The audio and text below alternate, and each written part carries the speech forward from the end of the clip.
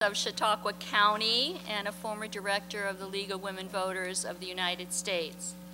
I am moderator this evening with my compadre, Judy Reynolds, for this evening's Meet the Candidates Night Forum, which is sponsored by the League of Women Voters.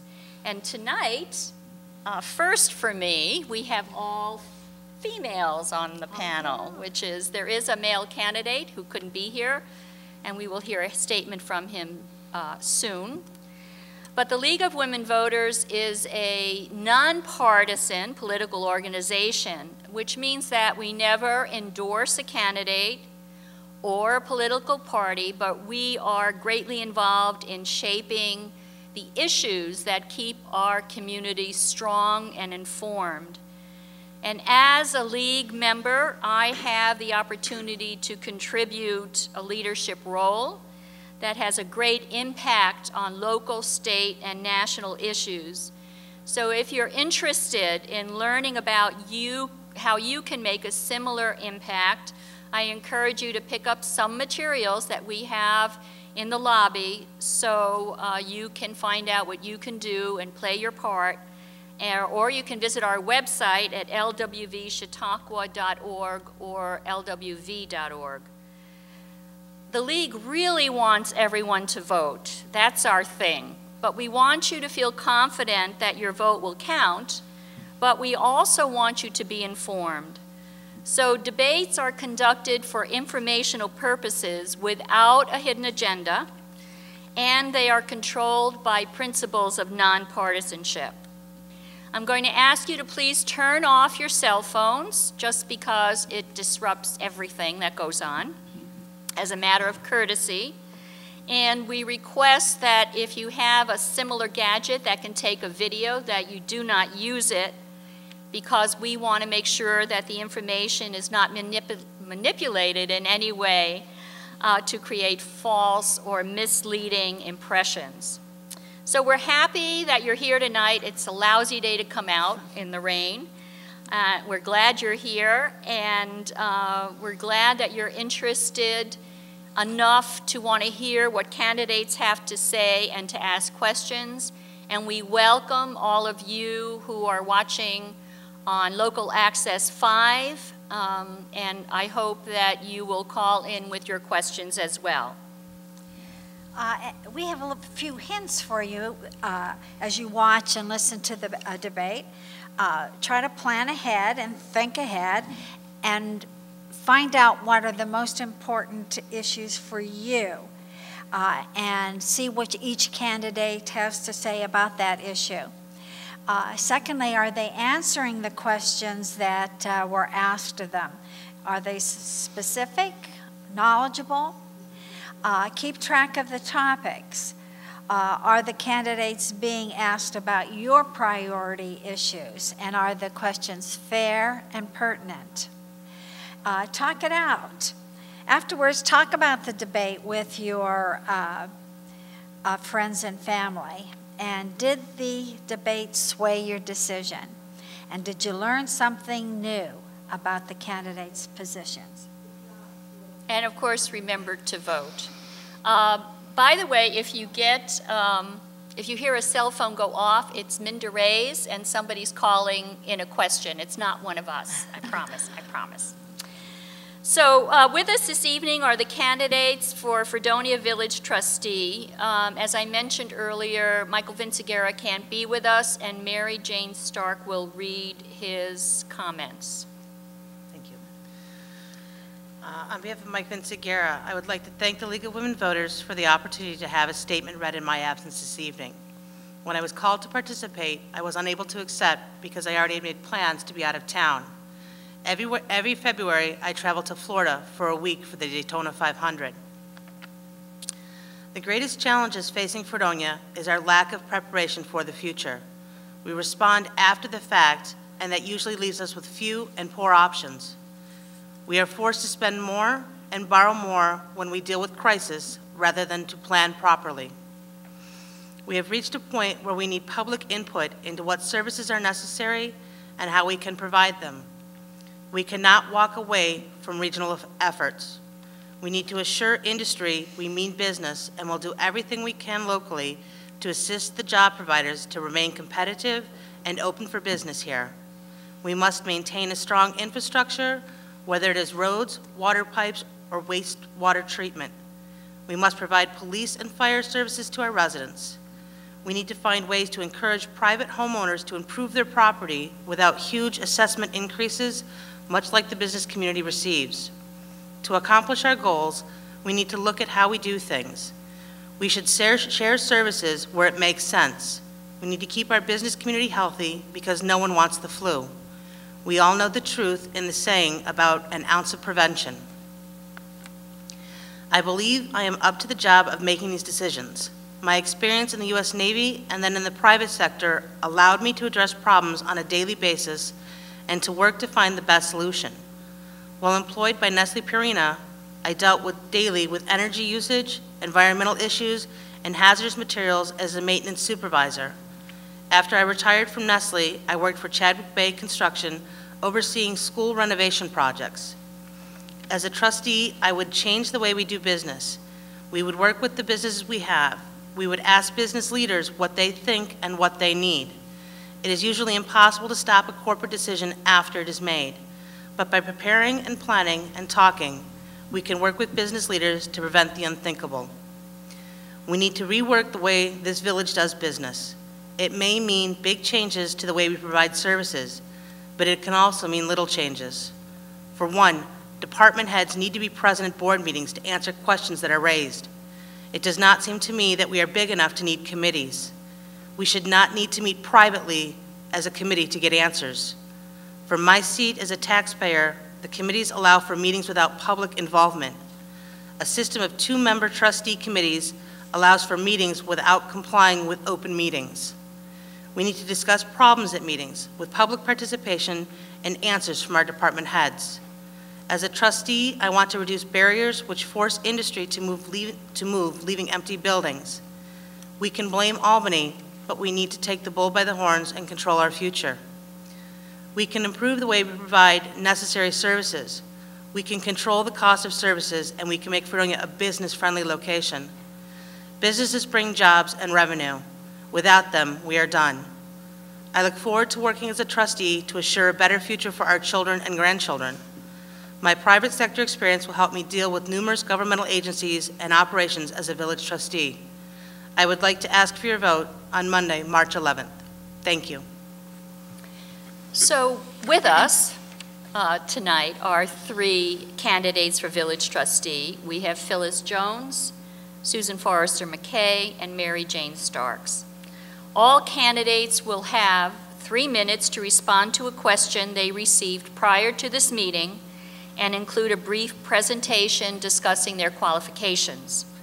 After the opening statements, the candidates will have the opportunity to question one another, and members of the audience, both in the Opera House and in our viewing audience, will be urged to ask questions of any candidate or all of the candidates. Even if a question is addressed to a specific candidate, others will be able to add comments or replies of their own. Each reply will be limited to 2 minutes. Candidates will also then be able to rebut for 1 minute or challenge one another. And I will decide if it goes back and forth too much. At the end of the question period, each candidate will have 1 minute for a few closing words delivered in the reverse order of that of the opening statements. The candidates pick numbers from a bag to determine who will have the opening remarks and answer this question. The question is, what is the most urgent problem facing the village of Fredonia, and what is the one thing you might do to help solve it if elected? And we will begin with Phyllis Jones. Thank you. Good evening. My name is Phyllis Jones, and I have been a longtime resident of the community, and I am happily retired. I have been endorsed by the Democratic Party and the Taxpayer Party. I would like to thank the League of Women Voters for hosting this Meet the Candidate Forum and inviting me to participate.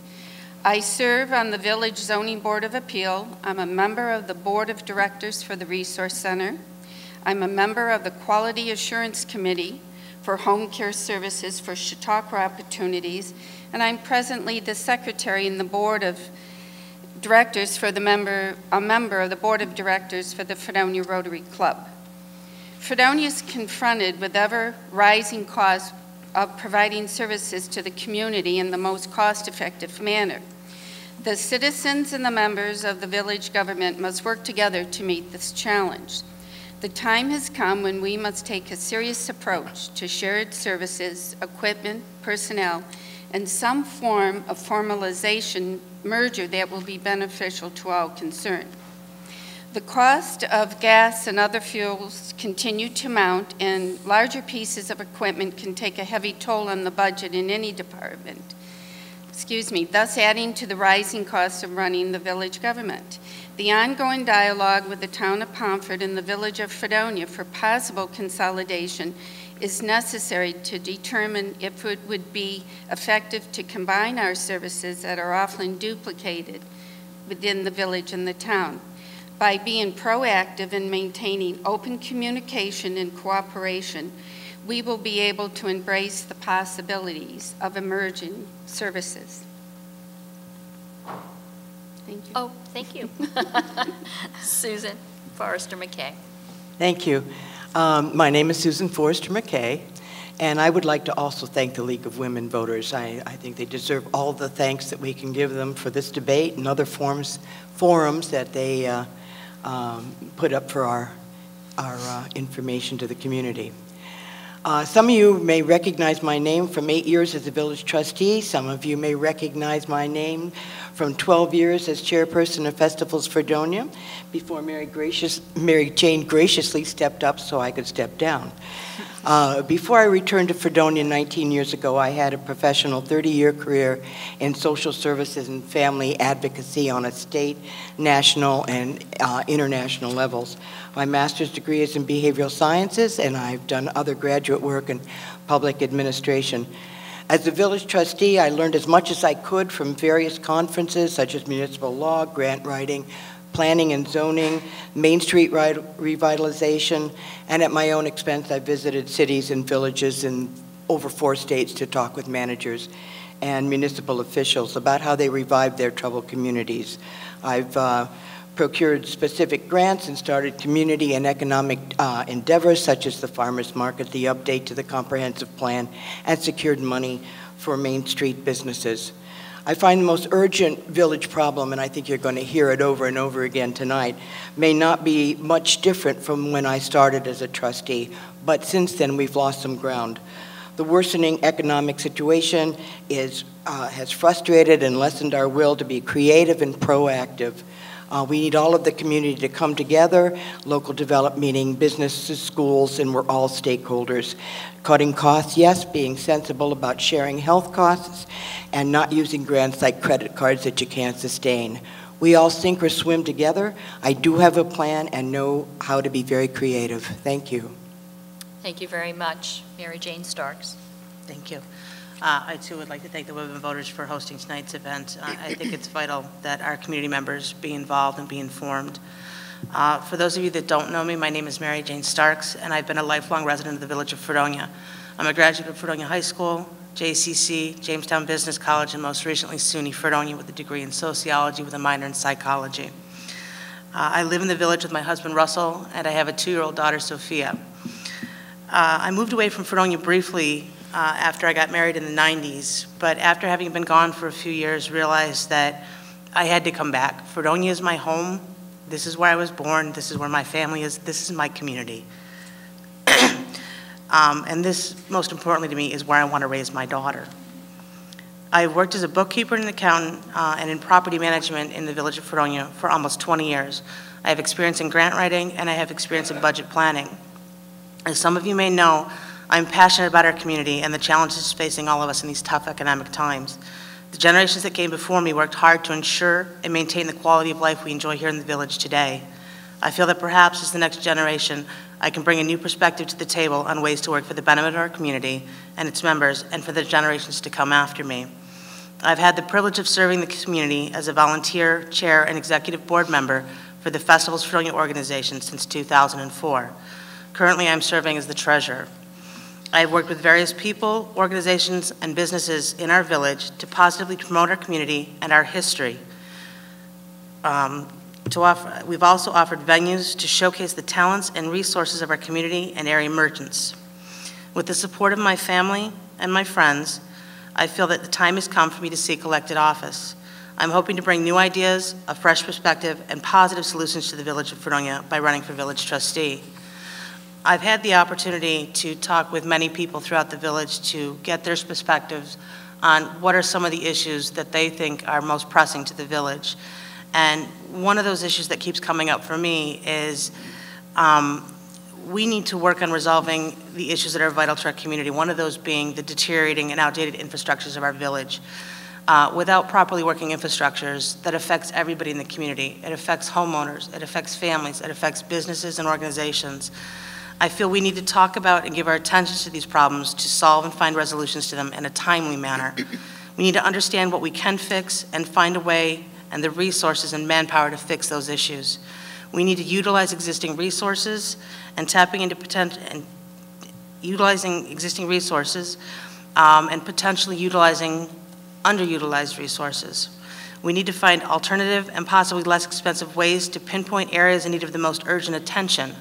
I think we need to look at putting in place a comprehensive plan to fix the most critical areas first, and then prioritize how we pay for those and replace potentially 100 to 200 feet. Thank you very much. We will now continue. We will now open our meeting to question and answer format, and sure hope you've been able to come up with some questions for the candidates to answer. For those in the audience, if you wish to ask a question, please stand. We ask you not to make statements because we want to hear the candidates' responses. For those of you at home, please call 664-1346. We also have somebody in the audience from the league with cards. If you don't want to ask your question live, you can write it on a card and it will come up to the front. Okay. Anybody want to come up and ask a question? Okay, then. We do have some already. Yes. This will be for all three candidates. Do you support moving the village elections to November in the future years? Who would like to start? I would if I may. Sure. Having campaigned during the month of February, as my co-candidates have, that's very difficult on the part of the candidate to begin with. But I think that moving them to November, it makes such a great deal of sense. They've been in March for, what, 100+ years now? But to get the turnout, to get the people informed, they need to pay attention all at the same time. With the other elections that are going on in November, people are geared to be informed and to look for the answers that they want. I think the turnout would be better representation. I think the cost would be less. And the fact that Fredonia's election is on a Monday throws so many people that I think it's a great idea and have thought about it for a while and discussed it even when I was still a trustee. Anybody else want to? I agree with Susan. I think it would be, we definitely would have a far better turnout. And the cost of running this particular election is quite expensive. So if we had it in November at the time when all the other general election, it just makes more sense. I think I agree, a far better turnout, and that's what's important is people to get out to vote. Mary Jane? Like the other two, I do agree that I think that as long as the village voters are in favor of it, that the election should be moved to November. As the others have stated, there are cost-saving measures associated with moving the voting time to November, but the other big issue with moving the voting to the month of November is the budgeting process in the village of Fredonia. As it stands right now, when new elected officials come in, they have a very short period of time to acquaint themselves with the current budget that needs to be passed before the start of the new fiscal year in May. By bringing in new elected officials in November, it gives them the opportunity to be part of the budgeting process from start to finish. Therefore, they're more informed and are better able to make positive decisions and betterment for the community as a whole. Thank you. The SAFE grant funds expire April 1st. My understanding, or the understanding of the questioner, is that there's 9 firefighters to be hired for 2 years. What are your thoughts about the SAFE grant? Mary Jane. At this point in time, I don't think I can really give an informed opinion on the SAFER grant because I have not had the opportunity to hear all of the discussion regarding the grant, nor have I had the opportunity to actually read through the grant. And until such time as that's made available, I don't think I can make an informed opinion or statement on that. Thank you. Anybody else? Yes, I've done some research and talked with firefighters and talked with current village trustees and the village administrator to get some idea of what they're talking about. I think, again, as Mary Jane says, that we need to have a more concrete idea of where this is going. Currently, with the information that I have, which is not complete, but I think a fairly good estimate of what it would entail, it would leave after 2 years the village with $700,000 personnel debt, and the layoff to hire people only for 2 years, and then to seriously have to lay off some, if not all of them, excuse me, isn't a good record. And I don't think, as I said before, we should accept a grant that's going to encumber us for a number of years and not be sustainable. Phyllis? I have sat in on a couple of the workshops to get acquainted with the situation, and I also agree with Mary Jane on this being really new onto it. I would like to be able to see the grant and understand it a little bit better, and I agree to hire somebody for 2 years and then let them go. You know, there are some issues involved with that, and we really need to investigate, make sure we really understand what we're going to do with the firemen after the 2 years. So, you know, would we be able to hire all 9? I don't know. And if not, you know, where do they go from there? We've invested a lot of time, a lot of money and effort, and then they move on. So I would rather wait to get more information. Has there been a SAFE grant before with the village? This is the first time? I believe that okay, there... I don't know. I'm just... Yeah, I believe there just has another been, but question. not in this, not I in want to this be manner. informed, too. Yeah. So our next question. Anybody in the audience? Well, you have some cards here, so... Oh, okay. Go ahead. I think Mary Jane used the phrase underutilized resources, and the questioner says, please give an example and explain how this would be more cost-effective. What resources are not being fully utilized efficiently now? An example of just one that I'm aware of is that with the plow trucks that we have in place right now, we also have separate sanding equipment that are on different trucks. And I don't see why, when other municipalities and states and other governments have the plow trucks and the salters combined to one vehicle. So you have one vehicle running doing 2 jobs rather than 2 separate vehicles running, racking up, you know, more extensive fuel costs, more labor costs. That's one of the areas that I think that something like that should be looked at being combined. Anybody want to comment? Or? Okay. I'm not necessarily aware of that. Microphone. Thank you. I'm not necessarily aware of that. Would you repeat what you said? What, the fire trucks? No, the DPW. DPW. The plows and the sanders. They're running on 2 opposite vehicles is what I'm being told, rather than being combined to one truck. If you go out on the thruway, you'll notice that you'll see the plow trucks out there that have the sanding equipment right on the back of the truck. Right. And we're running 2 separate vehicles to do those 2 jobs rather than combining to one vehicle. I know that's been a discussion, and I'm not sure, you know, why it hasn't been, there must be some reason why it wasn't combined. And maybe, I don't know. Something to look Something into. to look up, Okay. yes. I know there was a discussion on that. All right, some towns and villages in New York have voted to prohibit horizontal fracking within their borders, whatever the state ends up allowing. Would you support such a ban in Fredonia or Pomfret, given the environmental dangers of this kind of operation?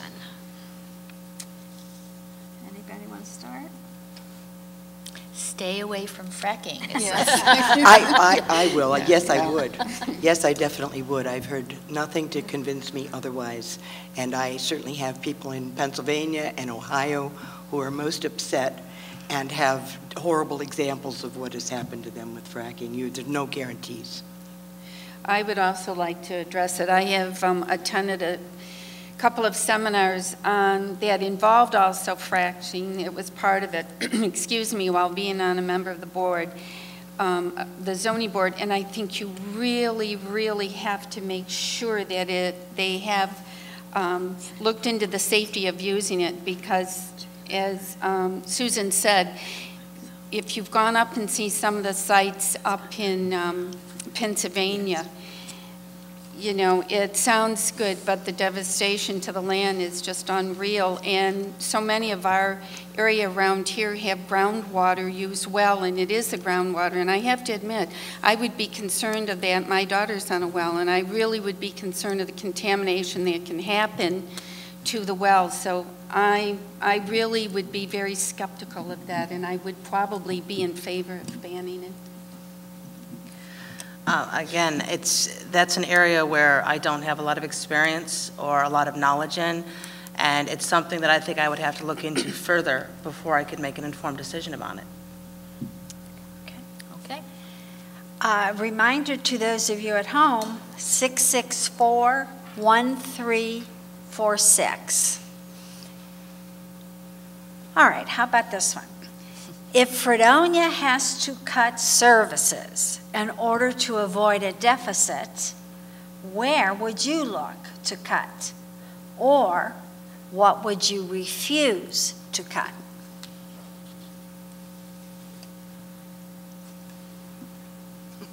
Any takers? You know, Fredonia really runs at a very close margin, believe it or not. When you really get into the budget, there are some things that it can't cut. And one of the things that I think there are some negotiations with the union, such as healthcare, sharing costs, that kind of thing, that would be very helpful. But we've cut our DPW down to skeleton-type crew. You know, you would come up with something that sounds like a terrible threat, like recreation. You know, you either have to decide the village would have to decide what services they could live without. Sidewalk plowing, you know, we can't cut mail delivery, that's not our purview, you know. I mean, I almost don't know right now where they could cut much more. The police, the administration office runs with 5 people. That includes water billing, payroll, the treasurer. It's going to be really tough. Thank you. Anybody else? I think that if you're going to start talking about cutting services, I think you need to be looking at the budget as a whole.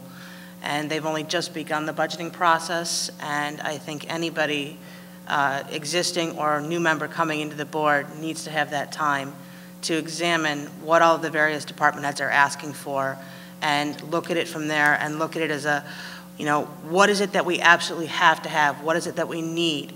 What's in this budget that are things that maybe, you know, department heads might want but are not necessarily needs? Those are the types of things that we need to look at potentially cutting out of the budgets.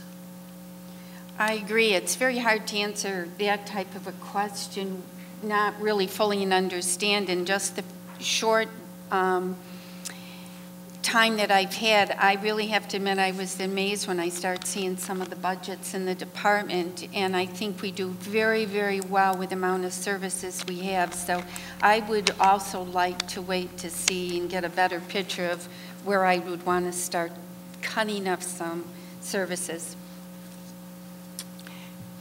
You want to say something? Yes, I'd like to say something else. I think that it's not an all or nothing kind of issue. I think at the same time, if you're talking about avoiding deficit, it's what we've all said earlier, being proactive. We need to bring in new revenue. Just cutting is not the answer. It's got to be a balanced system. Thank you. What are your thoughts about economic development in Fredonia now that the carriage house may be cutting back on top of all the other business leaving our area? What are your thoughts about that? I think that one of the areas that maybe we can potentially look at is sitting down and talking with the zoning and the code enforcement office departments, seeing, you know, what it is that maybe we can make some changes there to make Fredonia more attractive to businesses coming in, seeing potentially what we may be able to change there that may be outdated or, you know, maybe not working for us anymore, that might allow businesses to be able to better promote themselves or to expand and grow. I think one of the issues we could do, you know, if we're not going to be able to find another manufacturing or processing industry to come in, I have sat in on a couple of meetings with some groups that were interested in, let's look at maybe another way of marketing Fredonia. And it really has a lot to offer. So tourism has come up quite a bit as a means of let's really get into that, make it a vibrant, make people want to come into the village. And as you start to do that, perhaps we can start getting some new upstarting smaller businesses in the downtown area, because so much goes out onto Route 20 now, Route 60, that it would be nice to see some more smaller upstart businesses downtown. And I think we really should look at the prospects of let's market in us a little bit more on the tourism. Thank you. Susan? Yes, I certainly do, because they're singing my song here with the tourism issue. The start of Festivals Fredonia was just for that. To bring in tourism and revenue and community pride to the area. It's been used as a model. It's red, white, and blues. It's been as a model for other communities. When I visited these other little cities and villages, and some in the terrible straits, Charleston, it sounds like a big city, but there are hurricanes, there are factories left, on and on and on. It was tourism that brought them back. Go to Paducah, Kentucky, and they went from homeless, living on the streets, drug-infested.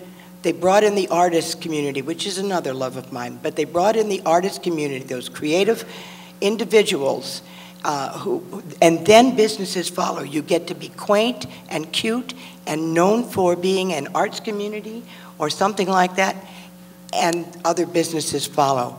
That's what we need to do. That's what I've devoted myself to doing. That's what I'm doing now. I started the idea of an arts incubator, and SUNY Fredonia picked it up at their Business Technology Center, and teaching artists the business of being an artist. And I agree, but the thing of it is it takes an entire village. It doesn't take your government to interfere with your business. However, they can make it more welcoming and nurturing. There's a lot of things we can do collaboratively. I'm big on collaborations and motivations, and if we're not all cheerleaders for Fredonia and getting out there and talking up a storm and also going out and looking at businesses, we need to do that. Thank you. We'd love to have a question from the audience.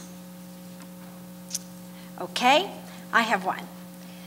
Since the North County Water District is a project for the future, what do you think Fredonia should do about our dilapidated water system now, and how should we pay for the serious repairs currently under discussion?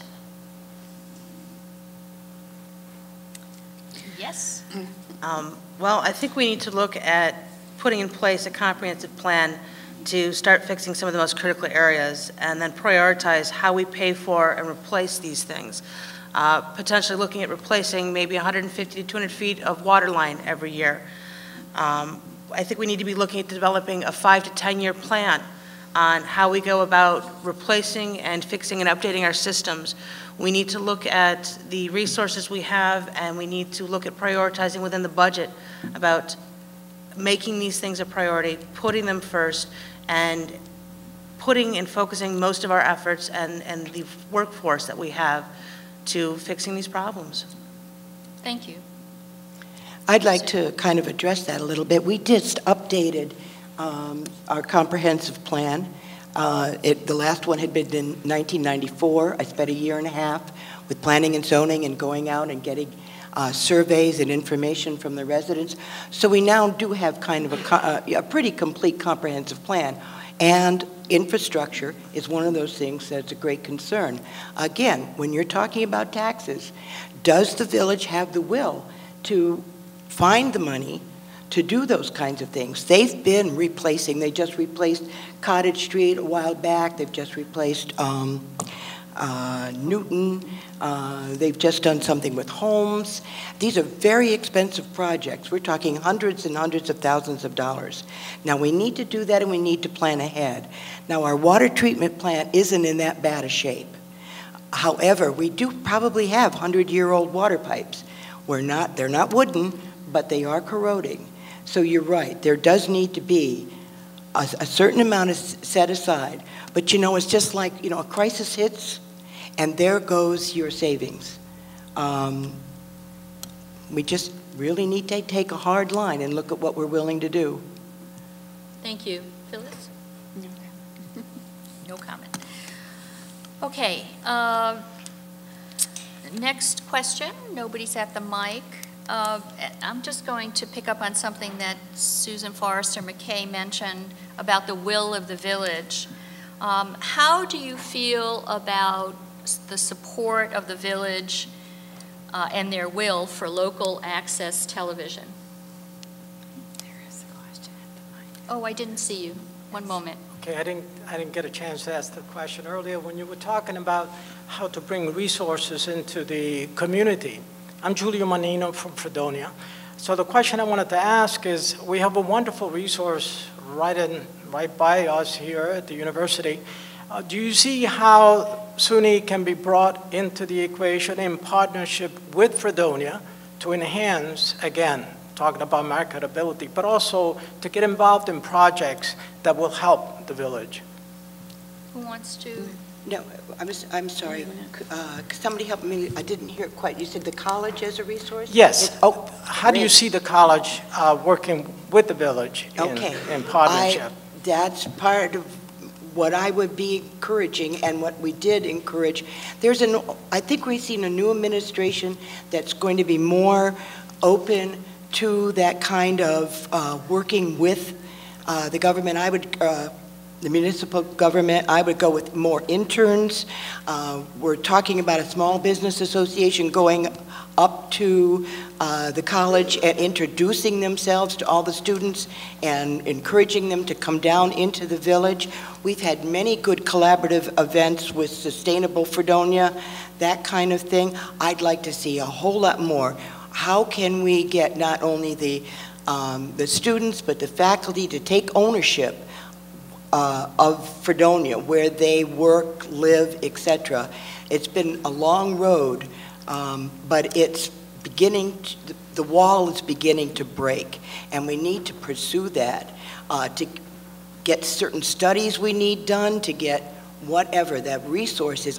That is one underutilized resource, but I think it's going to be made more available to us now. Anybody else want to comment? Thank you. Thank you. So I did have a question that I cut myself off when I saw somebody at the mic.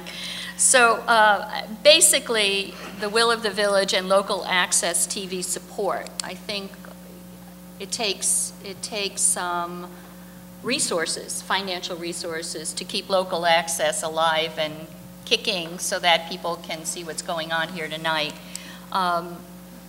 How do you feel about that? Is that something that would go on the hit list, or would that be worthy of support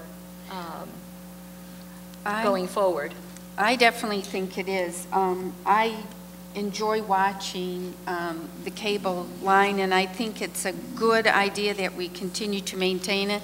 They were here tonight and being able to share this at home because of them. And I would really, if I was on the board, I definitely would continue to pursue having a relationship with it and maintaining. Thank you. I would have to agree. I think that local cable access channel is something that's vital to this community. It's an information tool. It gets information out there to the public. There are people that I'm sure that are home watching this that couldn't be here for whatever reason, and this is the only way that they're able to find out what's going on with their government. I would actually welcome more involvement with cable access. I think that all village board meetings should be open to the public, and I think they all should be televised. We're an open government, and this is one way of getting our message and our information out there to the public. I completely agree. I was the liaison to the cable board for about 4 years. We produced tourism video, talk about tourism. They produced a video. We expanded our programming, but Marcia's quite right in the suggestion that when frills come up or where are you going to cut, it's difficult to convince your taxpayers that you really need this. If something's got to go, well then, you do that. But I don't agree. And I'm glad that my co-candidates agree, because I think it's one of those underutilized resources. That's a good phrase for tonight. Yes. All right, we have a couple of questions here from the audience. The first one, the candidates seem to agree on many issues. What do you see as your differences? We're so nice. Who would like to start? I don't think anybody. When it comes to village government, I'm sure that all of us at some point in time are going to disagree on something. As Susan has stated and I've stated, we have worked for a number of years together with Festivals Fredonia, promoting the community, trying to develop tourism for this area. And have Susan and I always agreed on things? No. We've butted heads on several issues, but we always find some way to work around our differences to promote the community and to find a way to do what's best for the community and its residents. And I think that's vital to government. I think so too. I think that, there are our ways are going to be different. What we hope for is that we all have the same vision at the end. How we get there is going to be different. I think that one of the things that we're trying to do up here is to be extremely civil with each other, although it's not hard. Because one of those things that we dislike in government is the yelling and the carrying on and getting nothing done. I have more expertise than my other two, but that doesn't mean that they don't have new ideas. I think I'm very pleased to be up here with these other ladies because it shows they have a commitment to the village like I do, and they want to give back something to the community. And we do. We come maybe with some different ideas, but the main goal is going to be the same.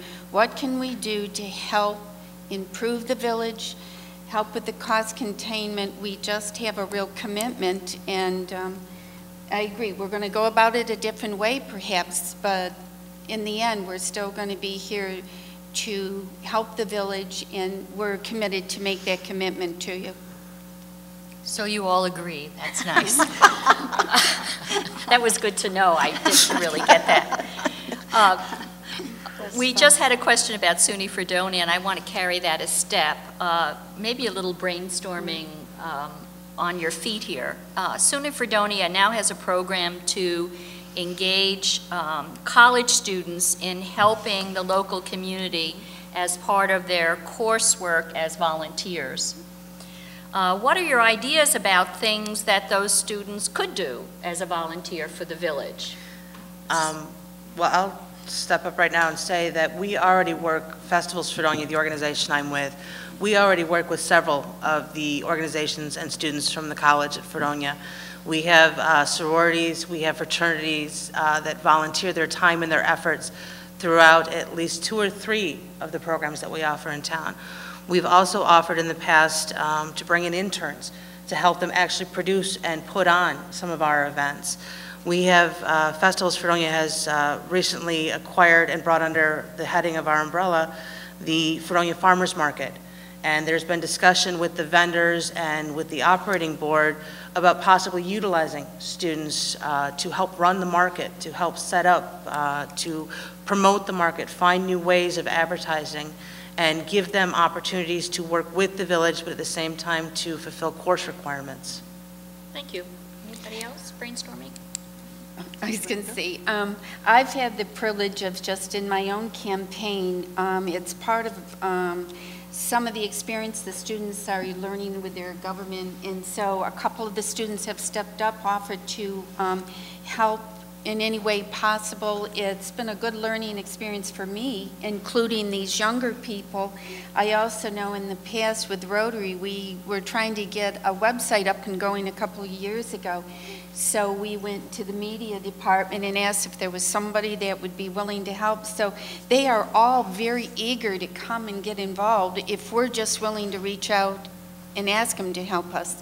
So it's a wonderful, wonderful resource for us down there. I'm sorry. Oh, no, go ahead.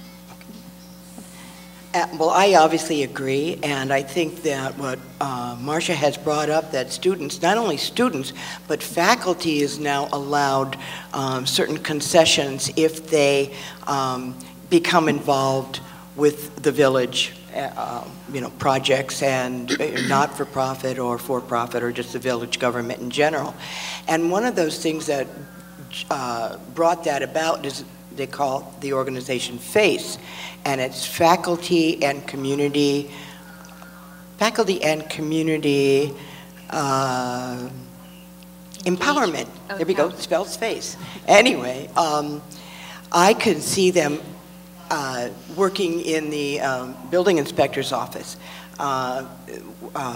doing data entry, the village's computer system is not necessarily up to snuff, especially if you've got these young kids in. They could do so much more, time-saving things. So that's an entire project right there. And it just snowballs from there. Again, there's a lot of things they could be utilized in. Thank you. Another question from the audience. What do you think the area has to offer young professionals and families? And how do we keep our young people here? Mine aren't here. Anybody? Mine aren't here. Mine aren't here. And that's one of the things, I've given a couple of presentations on how to keep young professionals in Fredonia. And again, it's going to take the community, not just the government. In fact, it's going to be more the community. They need to have those over 25-year places to go, aside from Water Street. They need to feel that there's housing that's available to them at a price that isn't established because it can be student rental, but that they could actually buy a home in Fredonia.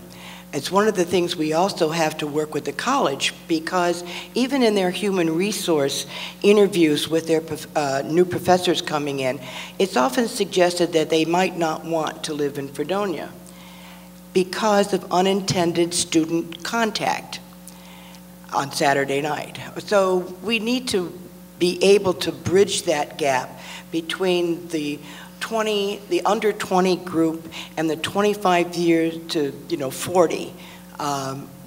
We have to have entertainment for them, restaurants for them, places that feel exciting, events that feel exciting, and I believe that goes a long way to keeping them in our area.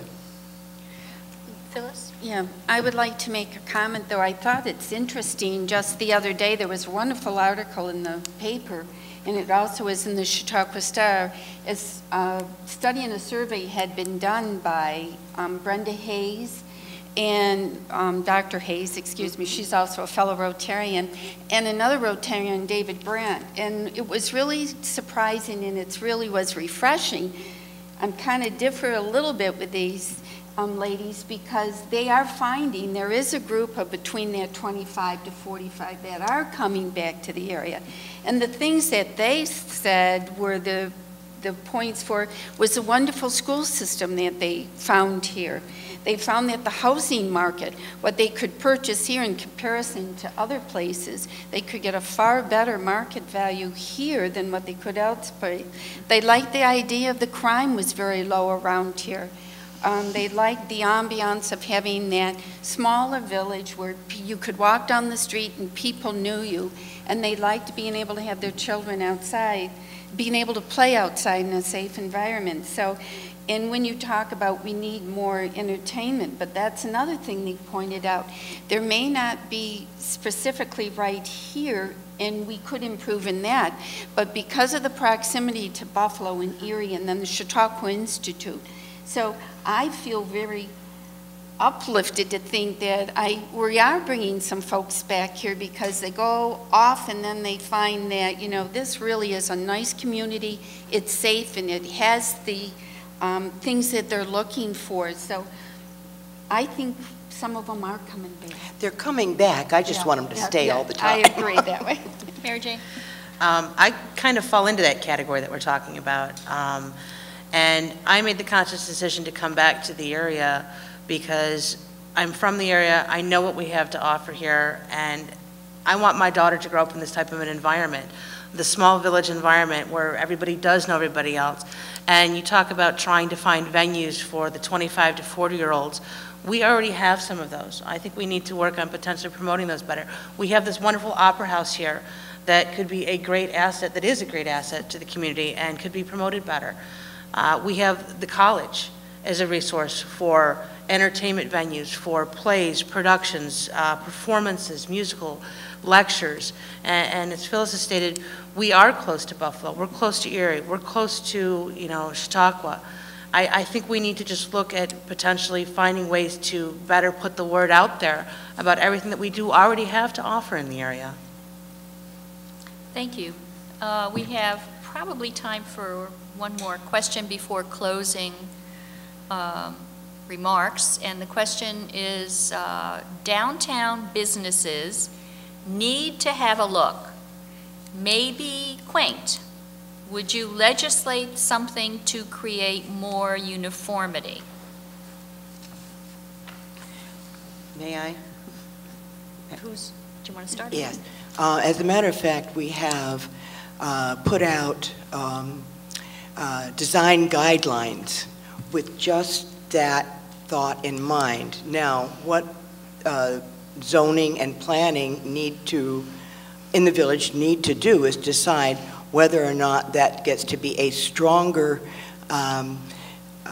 emphasis where it's not just a suggestion as guidelines, but there are other things tied to it. Everything that you read says that we need to look, and the surveys from people said they want the village of Fredonia to retain that Victorian quaint look. They don't want the illuminated signs or the neon signs that rotate and change. They want it to look more like it did probably 75 years ago. So I would love to see those made stronger guidelines. Thank you. Mary Jane?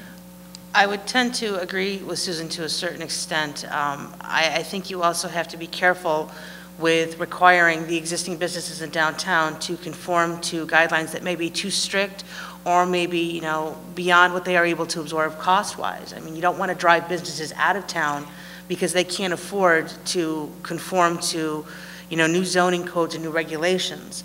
I do think it's something that we need to explore and potentially look into, but I think it has to be done, you know, with considering what the businesses can and can't do as far as financially goes. The other thing I think we need to look at is establishing a little bit better as far as, you know, what are we defining as downtown? Where are we defining the borders? Are we defining the borders of, you know, within a quarter-mile radius of the central light in town, or are we defining it as all the way out to Route 60 and 20 and all the way out past, you know, Pine Drive and Farrell's? I think that's something that we need to look at defining and determining what areas that we're going to do that to if we decide to put that in effect. If I can just add to that, I absolutely, oh, I'm sorry. Phyllis, and then I'm you sorry, can. yes, thank you. I was going to say, I agree with that. I'd like to see some kind of a theme. Susan and I had talked several times about it, and I think if you had a theme, what we were talking, a place of example was Fairport, New York. That was kind of hodgepodge. They went down and ended up with the theme of the packet boat. grant you, they're right there on the Erie Canal, but as the building and the renovation took place, they took on that theme, and then as that theme became, then the tourism started, they brought in the packet boats. So when we go back to the talking of what other way can we market the village, if we're looking at doing it, marketing it more towards the tourism, if you begin to get the more of the Victorian setting or whatever they decide, I think we do have to look at the feasible way of so the existing businesses could conform to it. But things that come on forward now, that want to start, maybe that would be the time to say, well, we do like to go to more of a Victorian type of facade. So I can see the pros and cons for both of that. And this is now might be the nice time to start it. Yep, well, and that's exactly the way the design guidelines were set up. It was if a business was going to renovate. And at one point in time, we had some grant money, and we would say, maybe there's some way we can assist you, and if you're going to change your colors, or you have a period of time to say, paint things differently. It wasn't to go out and immediately have this very strict change that had to happen in the next month. But that is what brings people in and back, is it's quaint. Thank you. No, there's no other question. We are ready for our concluding statements. We will allow 1 minute for each statement, and we begin with Mary Jane Starks. Thank you. As you've heard, we all here tonight seem to be in agreement that there are some changes that need to take place in this village. And in the opening statement that I read by Mike Nzigera, I think one of the things that I'm also very much in favor of is an open government. I think if we're going to make positive change to move forward for our future, we need to do it with the community involvement. We need to do it so that it's open and out there on the table for everybody to be present and involved with, so that anybody that has a concern can come forward and voice that concern. And if elected for village office, this is one of the things that I plan to push for. I don't think we need to have two-person committees going out. I think we need to have the heads of our departments coming in and talking to us, talking to the public, answering and addressing questions. And if given that opportunity come March 11th, that's what I plan to work for, is for this village and for our future. Thank you. Thank you. Susan? Okay. Yes, one of the reasons that I'm running again is I realized that many of the things that I felt I had started and were on the road to going bigger and better got kind of stymied and set aside in the other economic crises and concerns. I'm all for open government and getting people in. That's I want minutes published on the website. I want the cable board in there, you know, making sure that they view the meetings and goings on. I want to finish what I started. Thank you.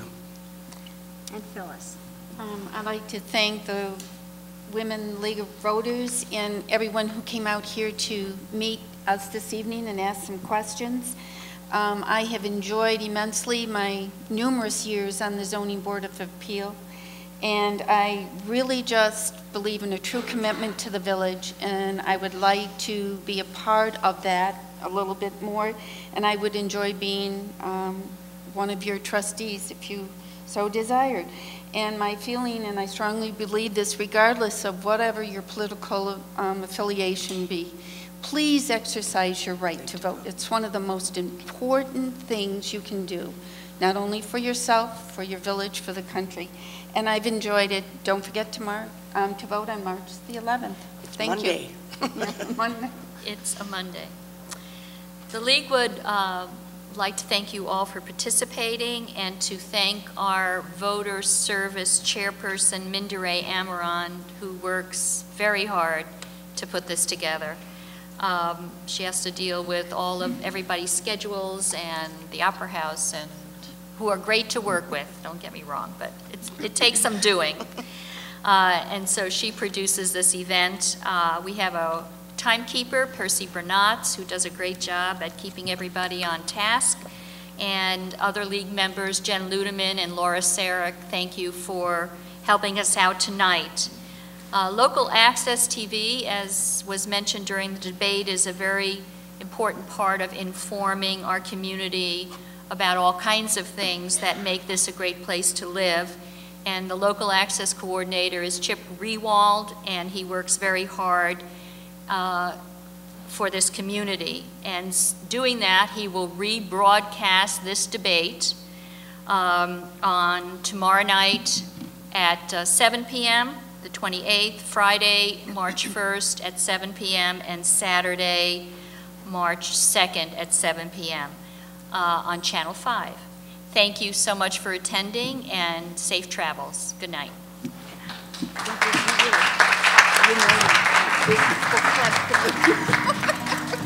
Thank you, good job. See, it wasn't so bad. Oh, yeah.